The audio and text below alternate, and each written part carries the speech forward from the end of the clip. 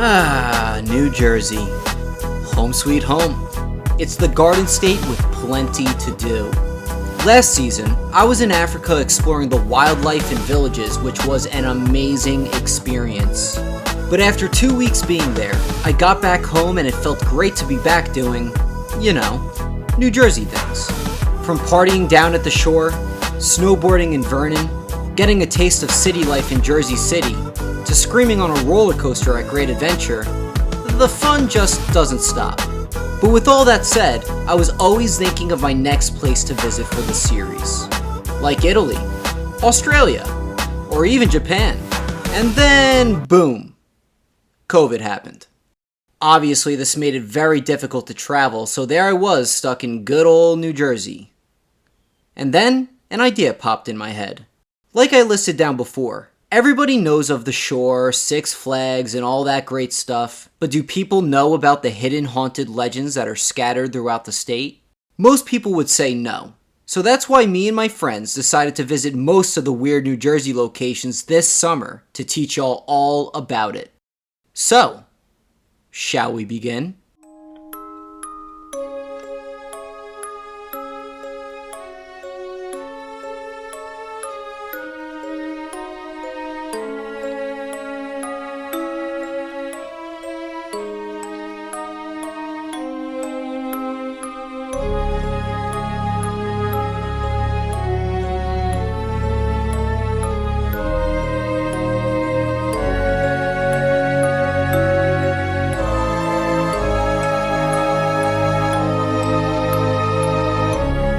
Let's start off with a simple question. What is Weird New Jersey? Weird New Jersey is a semi-annual magazine that chronicles local legends, hauntings, ghost stories, and all other weird things that are in New Jersey. The magazine originated in 1989 as a newsletter by Mark Moran and Mark Skierman, but as it became more and more popular, it became a public magazine that is published twice a year. That spawned a series of books called Weird US, which chronicles the weird things in a bunch of other states as well, such as Florida, Texas, Pennsylvania, and much more. When we were younger, me and my friends loved learning about the haunted places around us, and we even visited a good amount of them back in high school. So this season, we're really going back to our roots. So with all that being said, let's get right into it. Chorman, thank you for being here, my man. Anytime, my dude. The first thing I want to talk about is the places we went to back in the day. That's not there anymore. So the first one, I gotta bring it up. The Marlboro Psychiatric Hospital. That was the best place to explore.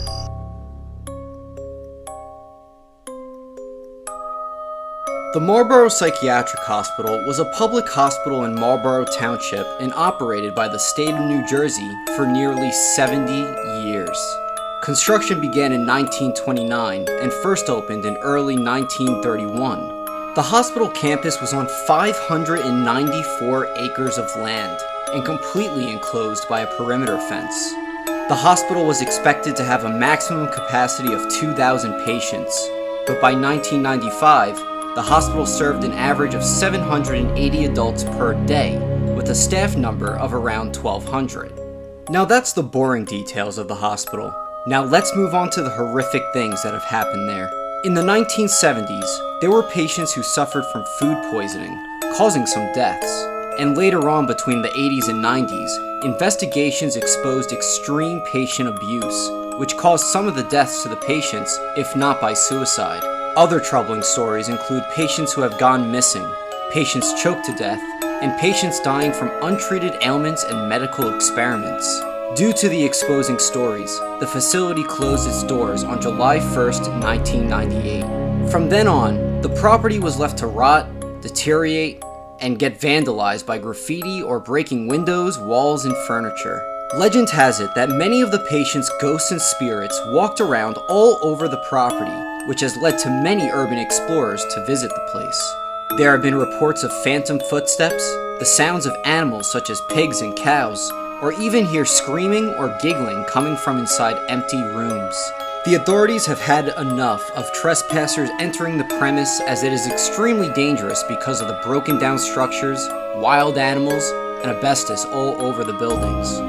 With that said, the demolition of some of the buildings started in 2014. But even as all demolition was completed in 2015, doesn't mean its spirits don't continue to exist there. We went there at least over 10 times, for sure, right? Easily over 10 times. I would say at least 20.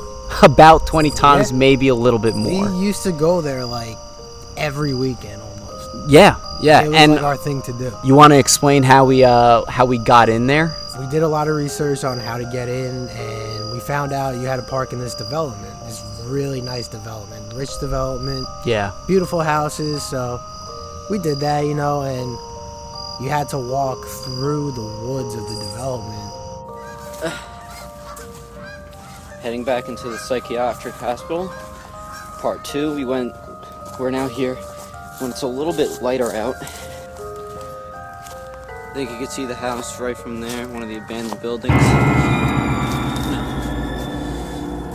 And then eventually you get to a gate. Hole in the wall. And then there was a hole in the gate. You go right through the gate and boom, you're in the psychiatric hospital, and you could explore the whole campus. Yep. Basically all the buildings were open. I mean, if you're taking the risk or not to go into the buildings, that was up to you because of how decrepit some of them looked. But at first it wasn't scary, it was just really cool. But then after a while of going and experience like paranormal stuff, then it was starting to get scary and stuff, because we did experience some paranormal activity there. We did. The first couple times that we went, for me at least, it was very creepy, but I loved the fact that it was really creepy. For me, it was more at first like of an adventure, like, oh, this is like cool, like this is awesome, it's abandoned. But then after a while of going, this is no joke, this place, because I was always into the haunted, the paranormal and stuff, that, like Halloween times, my month. I never truly believed in ghosts up until I went to the psychiatric hospital, the Marlboro psychiatric hospital. Yep. Every time we visited there,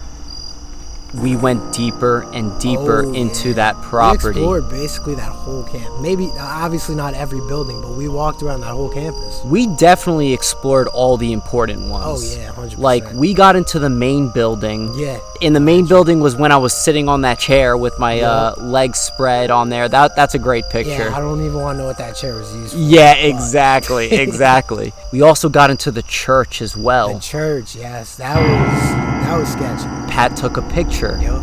right in front of that. It's unexplainable what that white dash is. Yeah, that was in that he picture. Took a picture and he was like freaking out, and then we all looked, and it was literally like an orb, well, like a white orb, but it looked like it was like moving kind of like to the left or to the right or whatever. But pretty sure it was soon after he took that picture, I got a really weird feeling in my body.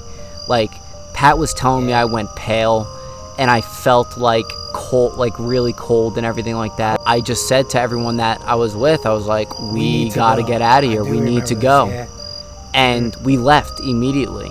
It's a shame they took that place down. Yeah, Marlboro, if you're watching this, you guys are assholes.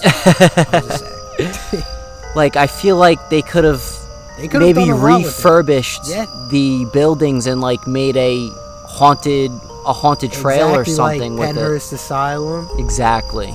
The penitentiary, like, come on.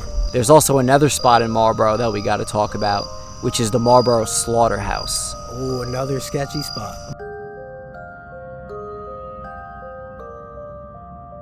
The Marlboro Slaughterhouse was a part of a large farm that was over 500 acres. The farm was operated and owned by a man that went by Mr. Allen. Unfortunately for him, the state decided they wanted to build the Marlboro Psychiatric Hospital on his farmland.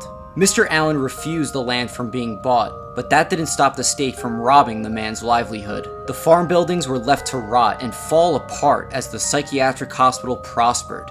Allen slowly started to lose his mind over this, and he was commonly spotted walking the hospital grounds at night and even threatened hospital staff. Eventually, he was arrested and ironically evaluated to be insane, which turned him into a patient at the psychiatric hospital. Down the line, Mr. Allen escaped the mental institute, and after a massive manhunt, he was still never found. Soon after his disappearance, the sounds of squealing animals echoed from the rotting slaughterhouse. On one fateful night, a guard went out to do his rounds, but never came back. A search party went out looking for him, got to the abandoned slaughterhouse, and found the guard's body hanging from a hook, decapitated with a pig's head in its place. After a huge investigation, nobody was pinned for the murder, but legend has it that it was Mr. Allen, and that his ghost still haunts the premise to this day. We've been there plenty of times as well, We too. have definitely not as much as the Psychiatric Hospital, but No. we have been there a lot. Mm-hmm. A lot of times. And when we visited there, that was one of those places that, like, even the slightest bit of wind, there was a creak of something. You heard a creak, Yep. a noise, almost every 5 seconds while you were at that place. I was always sketched out at that place. I was always making sure, my surroundings were safe and stuff, because even though it's in a nice area, that place, like, I feel like that's an easier place for someone that is homeless and has nowhere to go rather than going to the psychiatric hospital. 100%. Because that's like, you could literally just walk up to it. I mean, it says no trespassing, but Right. still. Well, speaking of no trespassing, there was no good spot to park at that slaughterhouse except at the slaughterhouse itself. Yeah, we would literally drive right up to it where anyone can see us. Yeah. It's on the main road, basically. It It's not- was. It's off main road, but there was Yeah. always cops there. Always cops there, like parked right at the front. But there was those few times where we did it and we spilled. We were lucky at basically all the spots that we went to back in the day.